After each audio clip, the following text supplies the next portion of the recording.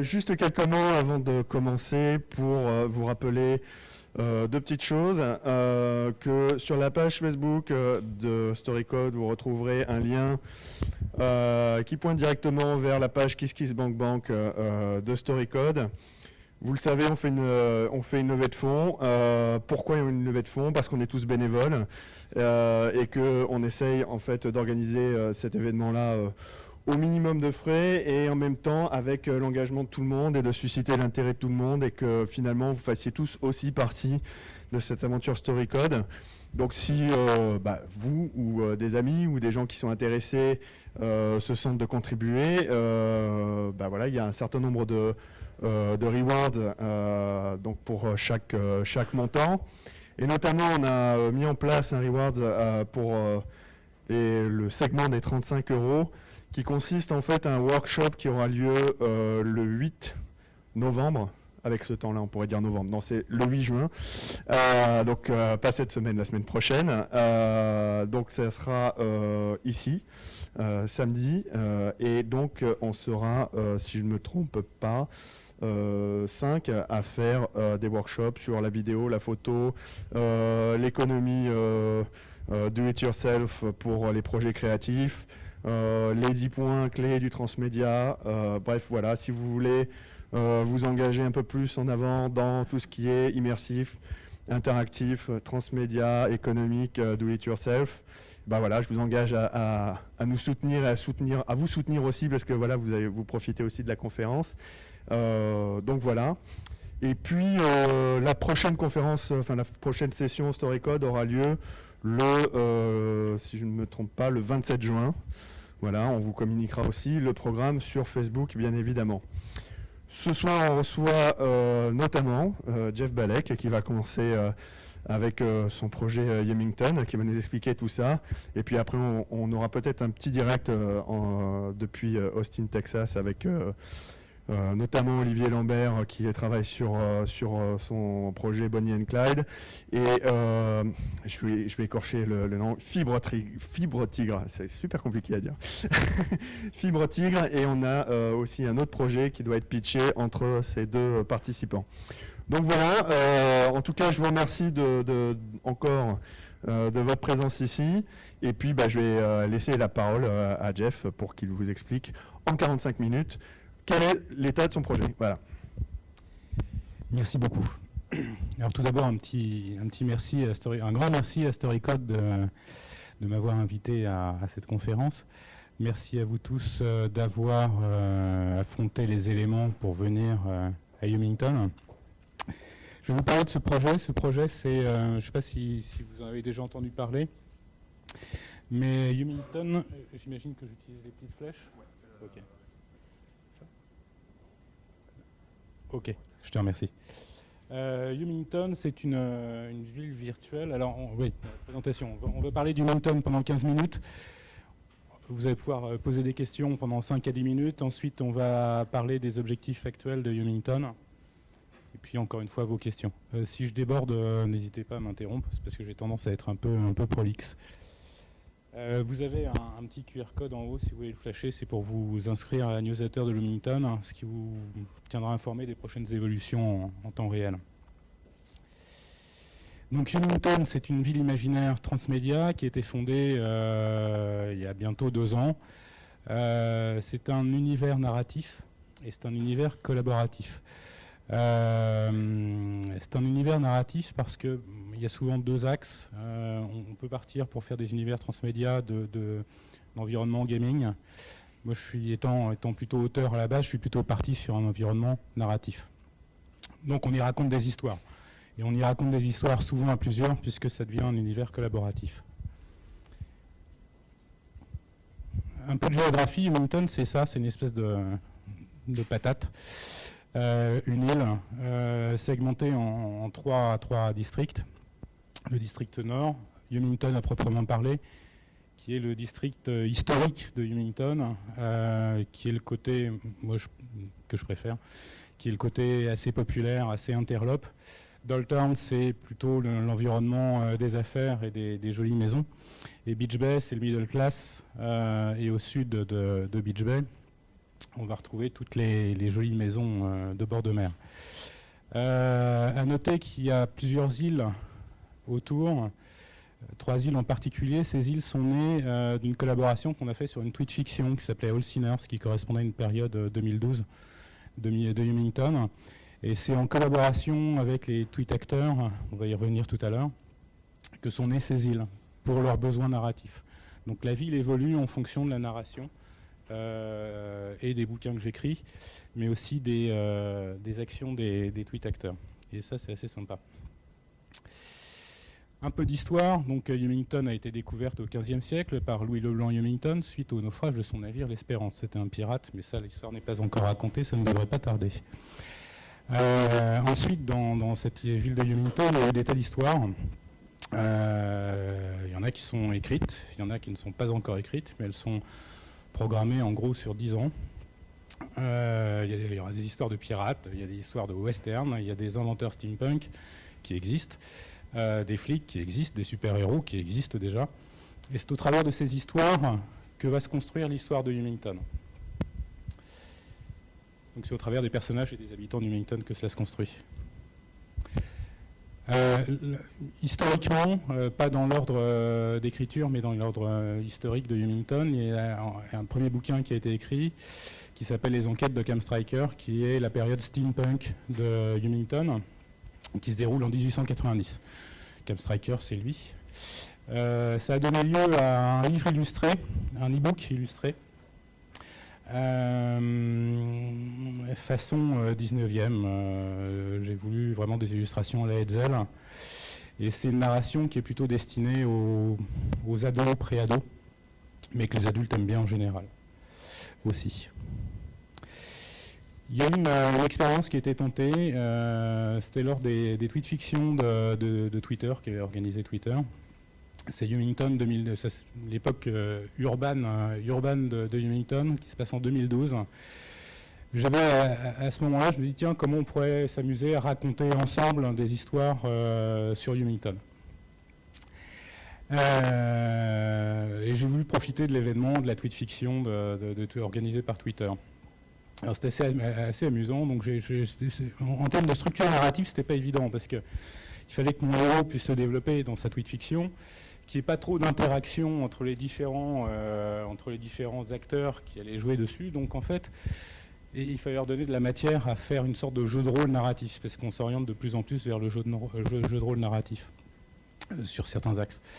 Donc j'ai plongé Humington dans une espèce de tempête telle que vous avez connue, mais en pire il y a quelques instants. Et j'ai dit à mes tweet acteurs, bah voilà, vous êtes habitants de Humington, c'est vous qui savez ce qui s'y passe dans Humington, donc racontez-moi ce que vous vivez. Ils avaient 2 briefs par jour, un brief le matin, un brief le soir, sur les événements de la journée. Ces briefs, c'est fait en collaboration avec un habitant d'Humington aussi, qui est réalisateur, et qui a fait des journaux TV le matin et le soir, qui guidait et qui donnait le pitch de chaque journée à chacun des tweet acteurs. Au départ, je pensais avoir 3-4 tweet acteurs sur cette tweet fiction, 3-4 personnes qui s'y intéresseraient. En fait, on a eu plus de 50 officiels. Il y en a eu d'autres qui se sont greffés derrière. Ils ont tweeté en français, en anglais, en italien. Et ça a donné un espèce de magma qui a complètement floudé en fait, la tweet fiction de Twitter. C'était assez rigolo. On a touché plus de 65 000 tweetos par jour, on a fait plus de 2 millions d'impressions en tout. J'ai des tweetos qui ont pris des jours de vacances pour pouvoir écrire ces tweets fiction. Il y en a qui ont créé des web TV, ils se sont filmés, ils ont fait ça. J'ai eu 2 web radios qui se sont créés aussi, des gars qui ont fait une radio pendant toute la tweet fiction. Ils étaient dans le phare, dans l'île au sud-est d'Humington, avec un assassin qui venait les chercher. C'était une expérience collaborative très très enrichissante et très difficile à gérer puisque c'était 5 jours 24/24 non-stop. Donc c'était expérimentalement, c'était assez intéressant. Physiquement, c'était un peu épuisant. Mais une aventure passionnante et pour moi et pour les tweetos de ce qu'ils m'ont dit. Ça, c'est l'histoire, la première histoire qui a été écrite sur le Valganger. Ça se passe en 2025. C'est la période dark urban. C'est l'histoire d'un super-héros C'est 6 e-books d'environ 100 pages chacun. J'ai voulu vraiment rentrer dans la notion de série, parce que j'aime bien les séries. Et donc c'est une série d'e-books qui est sortie comme ça. Ça a été un gros succès en termes d'e-books, puisque c'était un des premiers e-books vendus en 2012, début 2012, dans le rank. Ça a donné lieu à un album rock. Ça aussi, c'est encore une fois un truc collaboratif assez marrant. C'est que j'avais une playlist, j'avais trouvé un obscur groupe de rock de métal sur le net, et je les avais mis dans ma playlist, et j'écrivais le Valganger avec ce groupe de rock qui s'appelle les Hopkins, je vous le recommande, ils sont vraiment top, avec les Hopkins sur les oreilles. Je les connaissais pas plus que ça, même pas du tout, donc puis je me suis dit, mais mince, il n'y a que moi qui en bave avec leur musique, pourquoi ils en baveraient pas un peu avec mes bouquins? Je suis rentré en contact avec eux en leur proposant, en leur disant, je ne vous ferai pas lire mes bouquins, je vous donne juste un pitch, un contexte, qui est le contexte de l'histoire, un peu comme on a fait avec les tweet acteurs. Et si ça vous amuse, écrivez un morceau, 2 morceaux autour de ça. En fait, ils en ont fait un album qui est maintenant distribué, qui s'appelle le Valganger. Et du coup, on a fait des concerts, on a fait des rencontres avec eux, notamment dans un bar qui est l'Axis Mundi de Humington, qui s'appelle le Crying Raven. C'est un bar dans lequel vous retrouverez toujours ce bar dans toutes les histoires, avec le même barman, c'est toujours le même, que ce soit en 1890, en 2025 ou plus tard, vous aurez toujours le même Gus derrière le bar, c'est lui, c'est un vieil Irlandais.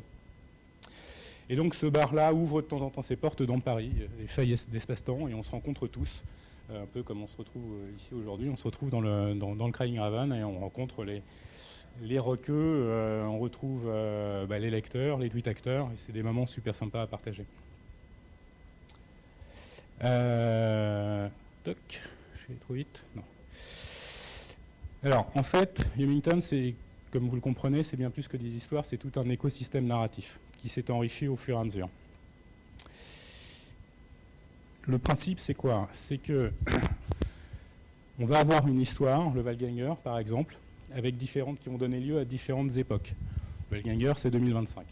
Les enquêtes de Cam Striker, c'est l'époque steampunk, c'est 1890. Ceci va donner lieu à des histoires, des petites histoires qu'on va raconter, qui sont souvent du contenu additionnel à l'histoire normale, mais ça va donner lieu aussi à des lecteurs, à des publics. Ces lecteurs, ces publics qui deviennent, en s'inscrivant sur les réseaux sociaux, à newsletters, sur Twitter, sur Facebook, vont devenir des habitants, des citoyens d'Humington. Quand vous vous inscrivez sur un newsletter de Humington, vous recevez votre appartement dans Humington, qui est situé au nord-est, qui est Folkstrom, et vous avez votre numéro d'appartement unique. Par rapport à ça, par rapport à ces lecteurs, on organise des opérations du type tweet fiction, ce qui génère des contributions, ce qui génère du deep content, du contenu additionnel, donc, ce qui nourrit l'univers et ce qui nourrit de nouvelles histoires et qui génère de nouvelles époques. Donc c'est un circuit fermé, un cercle assez vertueux, où tout le monde s'amuse bien. Moi le premier.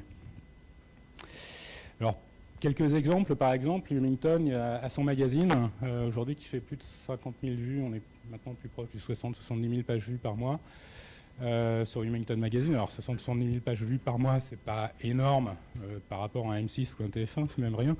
Mais pour une ville comme Humington qui n'existe que dans nos têtes, c'est plutôt sympa. Et ça génère aussi de la contribution, ça génère de l'intérêt.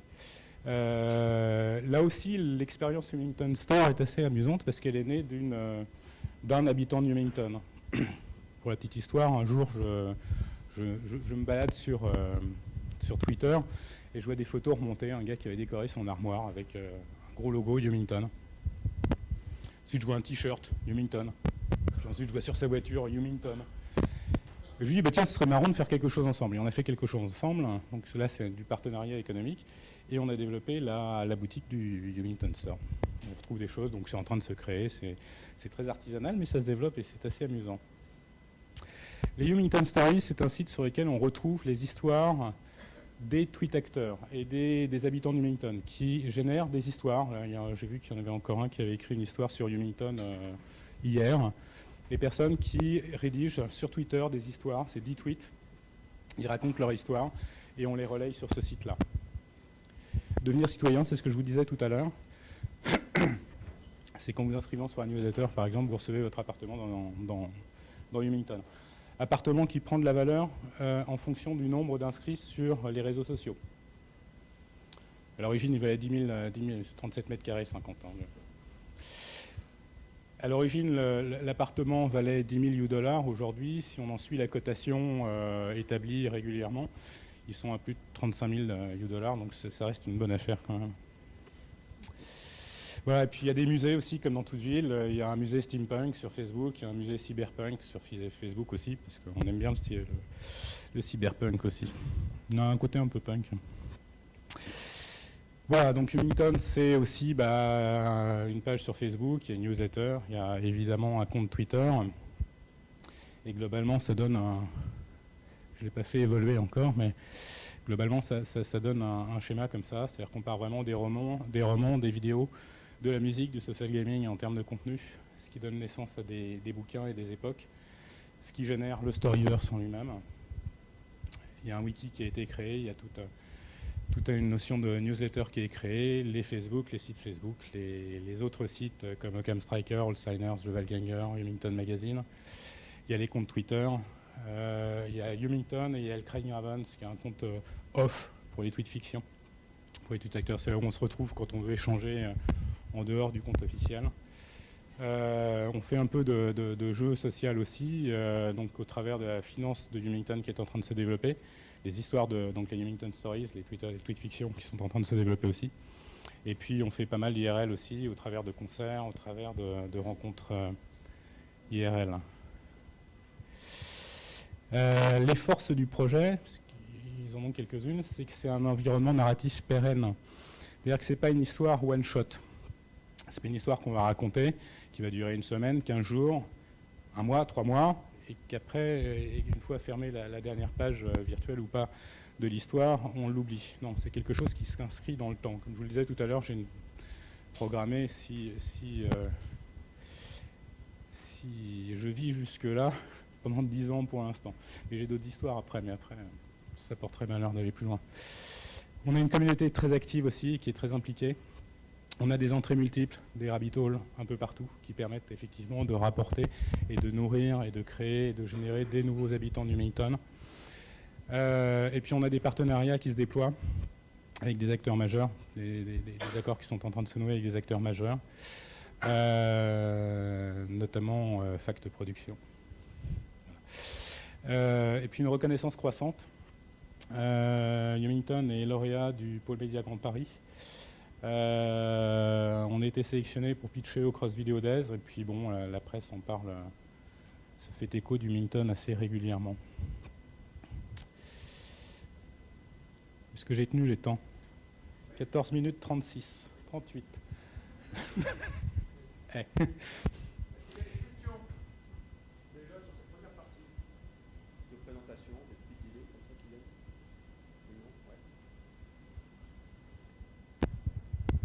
Bonjour. Bonjour. Test. Non, mais je sais pas si ça marche, moi sans doute. Parfait. Est-ce que, alors peut-être que j'ai pas très bien suivi, est-ce que vous pourriez juste un peu nous redire d'où vous venez, ce que vous avez fait, parce qu'en fait j'ai l'impression, un matin vous êtes réveillé, vous êtes dit waouh, je vais faire un projet transmédia avec une ville imaginaire. Bah, c'est exactement ça. Non, je viens, ce serait un peu long de... En fait, je viens de l'univers de l'écriture, j'ai toujours écrit, de l'univers du marketing et de l'univers de l'Internet. J'ai pas mal bossé sur Internet. C'est la version courte. Et puis un jour, ça a fusionné comme ça, et ça s'est mélangé dans mon cerveau, et j'ai créé le Valganger. À l'origine, c'est le Valganger. Et en fait, en écrivant le Valganger, les 6 épisodes du Valganger, je me suis rendu compte que le vrai héros de cette histoire, c'était pas tant le Valganger que la ville de Humington. Et pour la petite histoire, encore une fois, comment c'est né, c'est grâce, encore une fois, à un tweetos qui un jour m'a envoyé un message en me disant « Tiens, je suis en train de prendre un verre au Craig Ravens ». Et puis un deuxième, et puis un troisième qui me disait « Tiens, je suis en train de me balader sur les plages de Beach Bay ». Et je me suis dit « Tiens, à ce moment-là, il y a un truc qui se passe. Un truc qui se passe autour de Humington, et c'est vrai que les gens se reconnaissaient assez souvent, assez bien dans Humington. Je me suis dit « Mon vrai héros, c'est Humington, en fait. Et c'est pas tant le Valganger ». Et c'est pour ça que je me suis attaché à cette ville, je me suis attaché au barman, qui est très sympa, et j'ai eu envie de continuer l'histoire.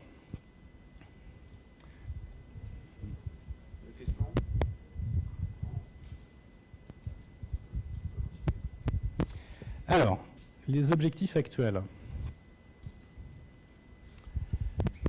Le constat, c'est que les premières difficultés qu'on peut rencontrer, c'est le temps, un problème de temps. C'est un univers qui est de plus en plus riche et de plus en plus complexe.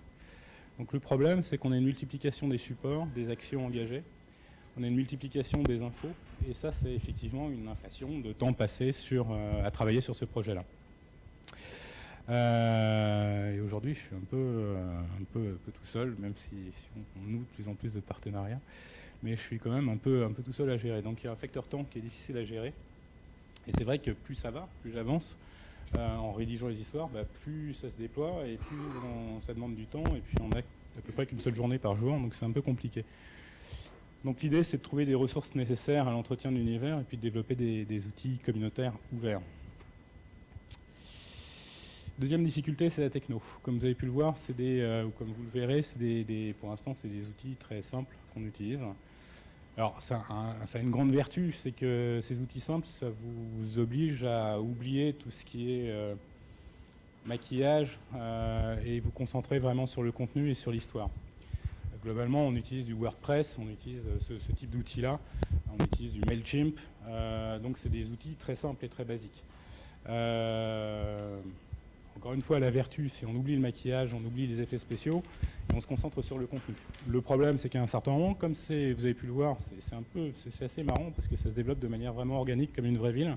C'est-à-dire qu'on a des tas d'outils qui viennent se greffer dessus, comme des quartiers un peu bizarres qui viennent se greffer dessus. Les vieux quartiers de Paris, c'est un peu comme ça. Et ça donne un joyeux bordel. Alors les gens aiment bien ce joyeux bordel, mais à un certain moment, à gérer, à concentrer, à rationaliser, c'est pas toujours évident. Donc l'objectif, c'est de garder ce côté organique, tout en rationalisant, notamment les outils de travail, pour un gain de temps, tout simplement. Donc là aussi, c'est développer, on l'a en tête, ça aussi, développer une techno qui permettra le pilotage du contenu et des communautés. Donc en fait, les solutions et les objectifs sont assez simples. C'est développer des partenariats, des sponsoring sur les différentes époques. Il y en a une qui est en cours de déploiement actuellement. Vous ne devriez pas tarder à en entendre parler. Et puis lever des fonds sur le projet Humington, tout simplement. La difficulté, c'est le contexte économique. Vous avez vu les chiffres du chômage qui viennent de tomber.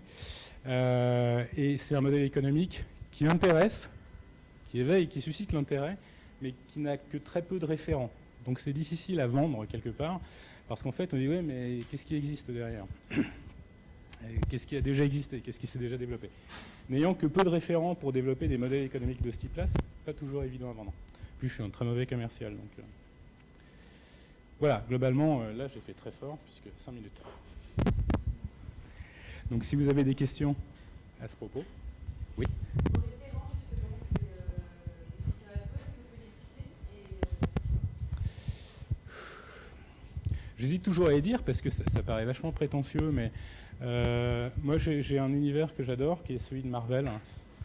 Et qui se développe effectivement, qui développe un peu cette histoire de...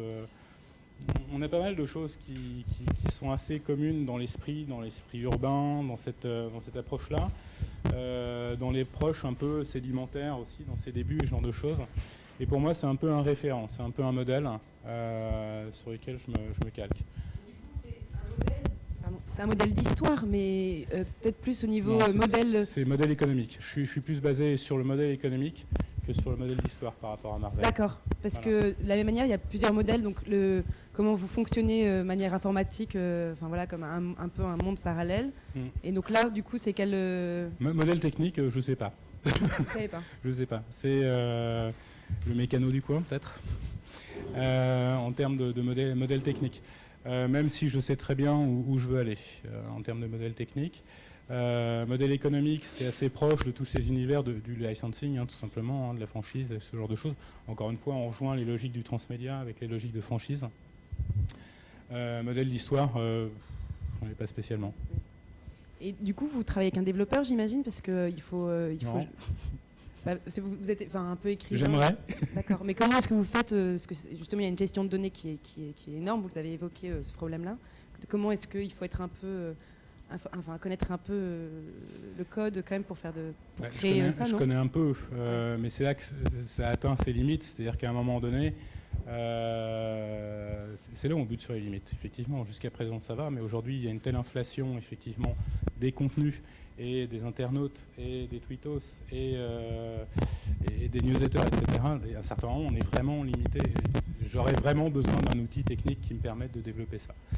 Je l'ai en tête, ce modèle technique, pour l'avoir développé en tant que chef de projet sur des entreprises à part entière. Mais pour l'instant, je me dépatouille un peu tout seul. Enfin, c'est un peu compliqué. Mais on s'en sort.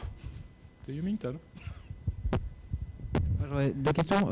Est-ce que vous avez expérimenté plutôt des gens qui participent sous forme de tweets, comment dire, un peu marabout, de ficelle, ou est-ce qu'il y a effectivement quelque chose de l'ordre, alors je ne sais pas si c'est le type d'outil auquel vous pensez, mais à la GitHub, c'est-à-dire vous pouvez retracer l'évolution d'une histoire avec des gens qui se mettent au service, comme pas mal de romanciers ont fait avec leur base de fans, c'est-à-dire donnez-moi votre version du chapitre suivant, et après les gens rentrent dans les embranchements. J'ai l'impression que là c'est l'essentiel de la collaboration, des gens acceptent de ne pas livrer que leur version du truc.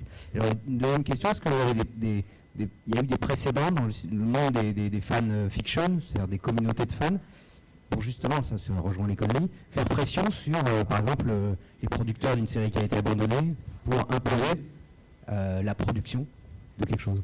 Est-ce que c'est un peu vers ça que vous tendez? Alors la première question, c'est le modèle. En fait, le modèle des tweets fiction d'Humington, c'est vraiment du jeu de rôle. C'est-à-dire qu'effectivement, c'est essentiellement des gens qui écrivent. C'est pas vraiment du marabout de ficelle. Hein, c'est-à-dire qu'ils vont pas se répondre. Parfois, ils peuvent le faire. Hein, ils sont libres de le faire. C'est encore une fois une communauté ouverte, mais c'est plutôt un public d'auteurs qui écrivent et qui aiment écrire leurs histoires. Au départ, quand je leur ai dit, vous racontez vos histoires, parce que pourquoi j'ai limité le nombre de tweets sur chaque histoire, c'est tout simplement je n'avais pas le temps de le gérer. Donc en fait, on a dit 10 tweets par tweet fiction, ils ont jugé la contrainte colossale, et puis après ils se sont pris au jeu, ils sont vraiment amusés avec ça. Et du coup, c'est devenu une vertu pour eux. Et ils me disent, c'est très marrant d'écrire en 10 tweets, parce que ça nous contraint dans l'histoire, ça nous oblige à être très rigoureux dans l'histoire. Donc en fait, on est plus sur ce mode-là, avec une assez grande liberté. Et on est plus sur le mode jeu de rôle aussi. Je suis un ancien rôliste, donc j'aime bien ça. J'aime bien définir un cadre, lancer un pitch de temps en temps.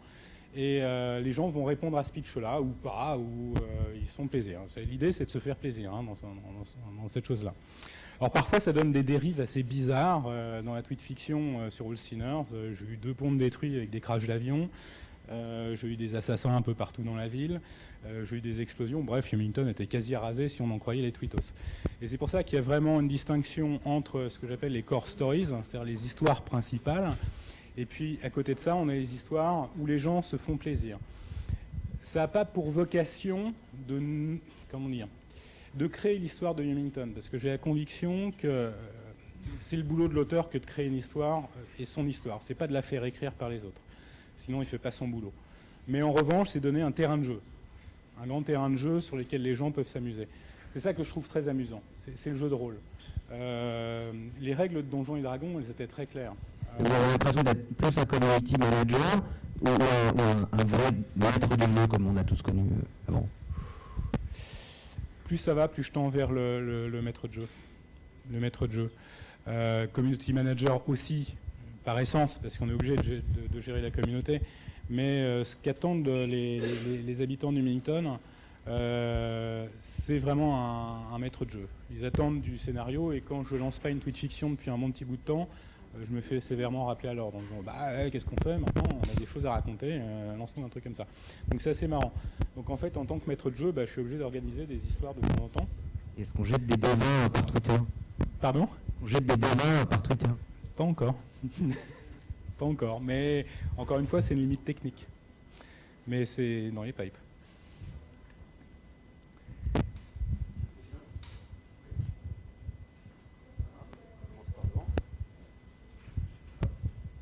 Donc justement, imaginons demain cette honorable assemblée, on s'inscrit tous sur Humington et on fait cracher tous les avions, on tue tout le monde et on fait exploser des bombes. Qu'est-ce que vous faites? Je vous dis bravo, vous avez bien écrit. D'accord.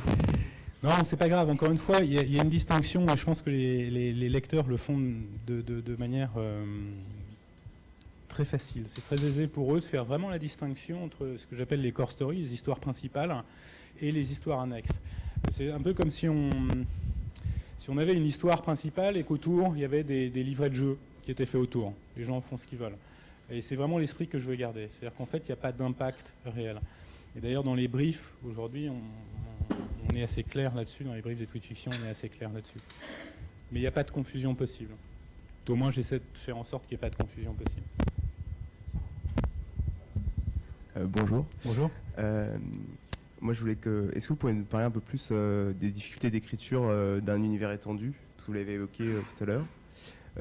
Et est-ce que les autres univers comme Marvel ou les jeux vidéo vous inspirent? Voilà, quelles sont vos difficultés? Alors, les difficultés en termes d'écriture, encore une fois, c'est le temps. Moi, j'adore écrire. Je pourrais qu'écrire, ce serait génial. Et en fait, pour l'histoire, encore une fois, du Humington sur le Valganger, à un certain moment, comme je suis quelqu'un qui est un peu né avec la télé, avec le cinéma, avec les Star Wars, avec les jeux de rôle, avec les jeux vidéo. Alors au départ c'était Pong, hein, mais après c'est un peu développé. J'ai dû avoir mon premier ordinateur entre les mains à 12-13 ans.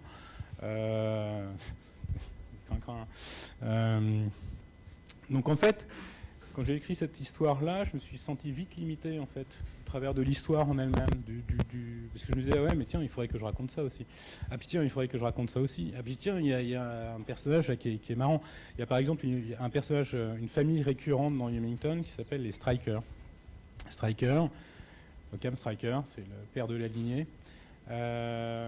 Lui c'est un flic, le premier flic. C'est une famille de flics. Et on va retrouver ces flics-là dans tous les bouquins. Alors ça peut être un héros principal, comme Cam Striker, ça peut être un héros secondaire. Le Valganger croise un striker à un moment donné, c'est un flic. C'est plutôt sympa. On croise aussi un striker dans All Sinners, qui est le collègue direct en fait d'Elizabeth L, qui est l'héroïne de All Sinners.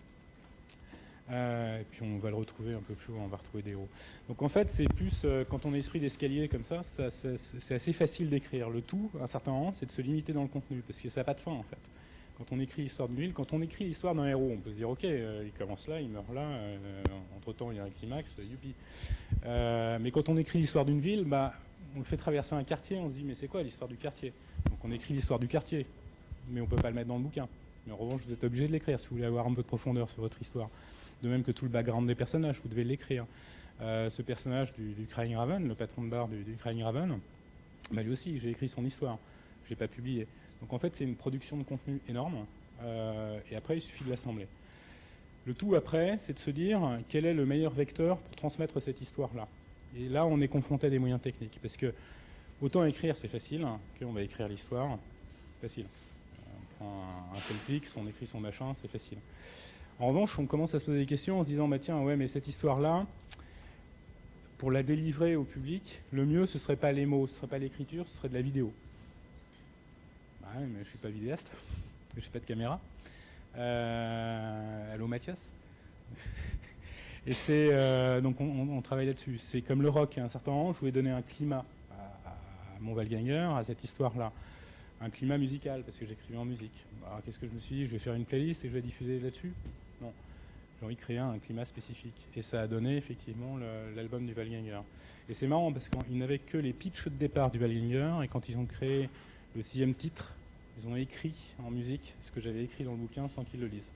Et ça, c'est des aventures passionnantes. Humainement, c'est passionnant. Des aventures de co-création comme ça qui sont fabuleuses. On a passé des heures et des heures dans les studios. C'est vraiment, vraiment chouette. Donc en fait, la difficulté d'écriture, la limite technique, en se disant, ok, je l'écris, mais pour quel support? Ok, pour un support vidéo ou support musical, etc. Je ne suis pas musicien, je ne suis pas vidéaste, comment je fais? Donc là, c'est une contrainte qui vous oblige à aller vers les autres, et ça, je trouve ça vraiment très intéressant, parce que ça fait de la co-création. Et puis la limite du temps aussi. Limite du temps, parce que certainement, il faut dormir et manger. Autrement, il n'y a pas de fin. Sur des écritures comme ça, il n'y a pas de fin. Et Humington est un personnage tellement intéressant, tellement riche, tellement passionnant, à mes yeux, de mon point de vue, qu'effectivement, je pourrais écrire et encore écrire. Je dis, j'ai la période d'avant la création du monde jusqu'à 2273. Donc il y a de quoi faire. Sur les collaborations, vous disiez que pouvoir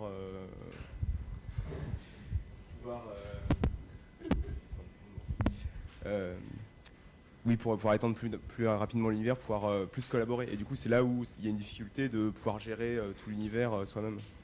Ouais, c'est un certain. Alors après, ça pose la question de quel est mon métier.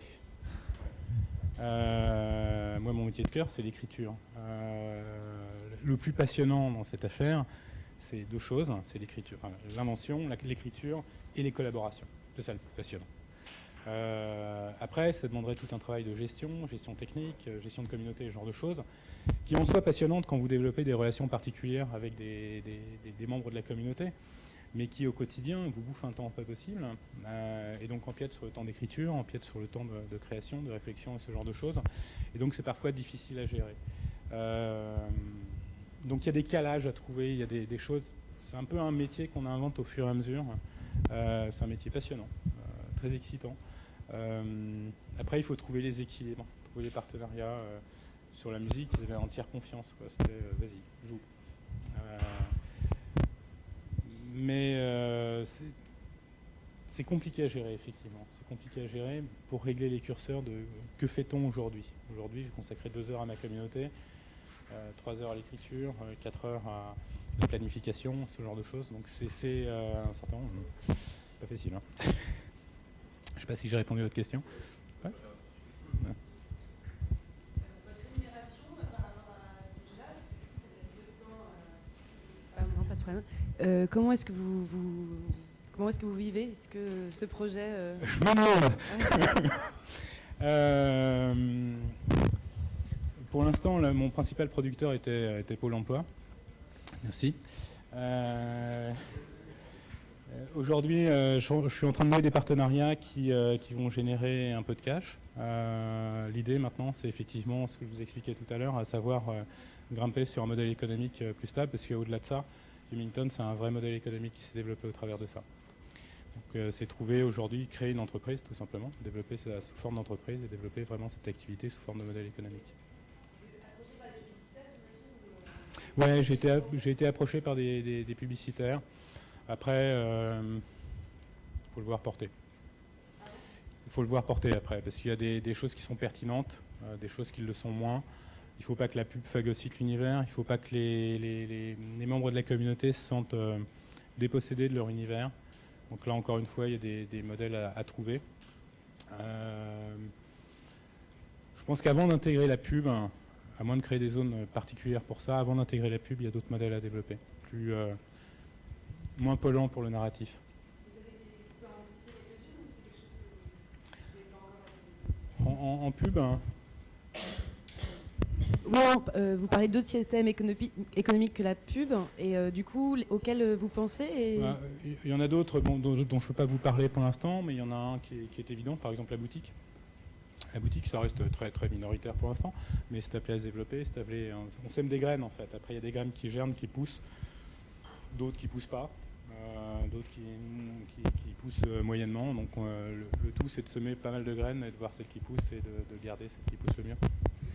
Alors une autre question, rien à voir. Est-ce que du coup, il y a des avatars dans votre ville ou pas du tout? Non, il n'y a pas d'avatar encore une fois pour des questions techniques. À terme, on peut tout à fait imaginer de le faire. Ouais. Et du coup, votre projet, du coup, ça fait penser un peu à Second Life, mais alors où c'est un peu ce genre de monde virtuel. En plus, vous avez parlé de monnaie, donc est-ce que c'est quelque chose auquel vous avez joué? Est-ce que c'est quelque chose dont vous êtes inspiré? Second Life, pas du tout. J'ai jamais adhéré à cet univers-là. Je suis jamais rentré dedans. C'était pas mon truc. Peut-être que je suis peut-être pas assez gamer. Je suis vraiment dans le narratif. Donc alors souvent on me dit oui, ça nous fait penser à Second Life. Oui et non. Oui, parce que c'est une communauté qui se retrouve dans un seul et même point fixe virtuel qui est parfois physique, qui est Humington. Non, parce qu'il n'y a pas toute cette technologie qui est développée. C'est vraiment pas un angle de développement pour moi. Je suis vraiment dans le narratif, dans l'e-book, dans la vidéo, dans ce genre de choses, plus que dans le gaming pur et dur. Enfin, la représentation 3D des univers.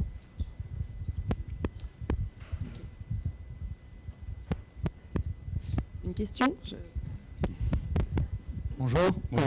Je me pose des questions. En fait, vous avez déjà essayé de contacter un éditeur qui, du coup, peut vous fournir une structure pour community management et, du coup, aussi peut-être éditer en papier et vous permettre de développer votre communauté Joker, tout en gardant ouvert devant le numérique, par exemple. c'est en cours. D'accord. C'est en cours. Alors, pour le Wallganger, j'ai été édité par ainsi que mes autres bouquins précédents qui n'avaient rien à voir avec Hummington. J'étais déjà édité par un éditeur numérique. Numérique Livre. Ensuite, j'ai été édité par un autre éditeur numérique qui est Only, qui me proposait une autre expérience amusante. Et aujourd'hui, on va passer à autre chose, quelque chose de plus large.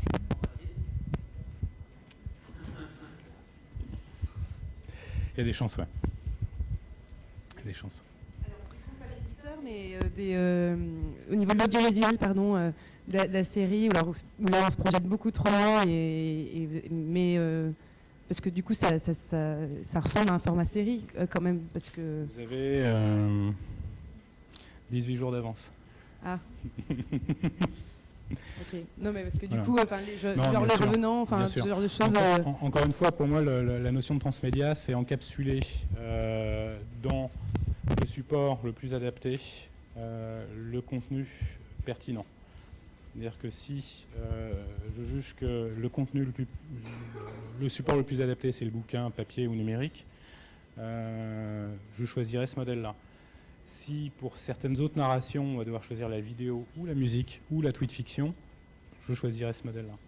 Donc j'ai pas d'a priori sur les modèles. Les personnes qui vous approchent en tant que producteur audiovisuel en série, c'est des gens comme Canal+, ou pas du tout, c'est des gens qui... C'est plus des sociétés de production transmédia aujourd'hui, parce que c'est des gens avec qui on peut parler transmédia. On peut discuter, on parle de la même chose, on est en phase, on ne perd pas de temps à expliquer des genres de choses. Pour avoir un peu rencontré d'autres personnes sur la production vidéo traditionnelle, cinéma en particulier, c'est juste pas possible. C'est la notion de transmédia comme ça. Je me rappelle une discussion que j'ai eue avec deux producteurs différents en univers cinéma. On ne parlait pas la même langue, quoi. C'était pas la peine. Donc autant démarrer avec des gens qui ont cette expertise-là, qui ont cette sensibilité transmédia, pour démarrer et aller chercher de la coprod derrière. Mais du financement, du cash. Voilà. Dernière question, enfin, on s'approche de la fin, donc encore 2-3 questions, et puis après je pense qu'on va pouvoir passer à la suite. J'ai du mal à me faire une idée concrète de ce que vous voyez. C'est qu'il y a des e-books, il y a des romans, il y a beaucoup de narration et du tweet. Est-ce qu'il y a un site internet, des illustrations, des choses qui existent, un lieu de rencontre qui est sur un site qui sera interactif? C'est ma première question. Il y a une question, vous parlez de jeux de rôle. Je voulais savoir quelles seraient vos références en jeu de rôle, justement. Vous êtes un joueur, il n'y a pas que Donjons et Dragons. J'en ai deux. J'ai le classique, l'ancêtre, le papy, Donjons et Dragons. Shadowrun aussi. J'ai beaucoup joué à Shadowrun, que j'aimais beaucoup.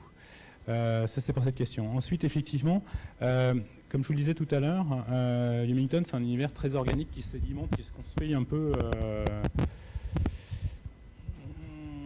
au fur et à mesure des histoires. Un peu comme des strates d'une ville où on retrouve des thermes, ensuite on va retrouver un immeuble, ensuite on va retrouver des ossements, on va retrouver un cimetière, on va retrouver des trucs comme ça. C'est un peu ça, Hummington. Donc effectivement, il y a le site maître qui est le site père qui est hummington.com, où là vous allez retrouver tous les outils. Et après vous allez avoir les sites des différentes séries, et du magazine, et des comptes sociaux et ce genre de choses. À terme, effectivement, c'est la réflexion qui est engagée, c'est comment rationaliser tout ça. Et là, on se heurte à un problème technique, de déploiement technique, pour avoir les bons outils au bon moment. Parce qu'effectivement, en bricolant d'un côté avec Wix, de l'autre côté avec WordPress, avec Facebook, avec Twitter, avec MailChimp, avec j'en passe et des meilleurs, ça donne un agglomérat assez peu rationalisé. Paradoxalement, c'est ce qu'aiment les habitants de Hummington. C'est un peu ce bordel organisé. Ils aiment bien ça, parce qu'ils ont toujours des trucs à découvrir. Ils ont toujours des trucs à fouiner. Ah tiens, j'avais pas vu qu'il y avait un wiki qui avait été créé, par exemple. C'est la dernière remarque d'un tweetos. Donc quoi, t'as fait un wiki, tu nous en as pas parlé. Donc il y a des choses qui se créent comme ça. à un moment donné, il va falloir rationaliser tout ça, sans pour autant donner une surface trop lisse et gommer toutes les aspérités qu'il peut y avoir, toute cette organicité, plasticité de cet univers-là. Parce que c'est le côté amusant aussi. J'ai répondu à votre question ?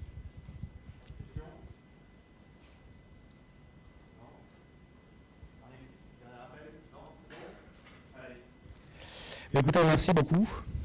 Vous pouvez venir donc à Humington, il fait 20 degrés, temps ensoleillé, taux de croissance économique 5,3 et le chômage de 4,7.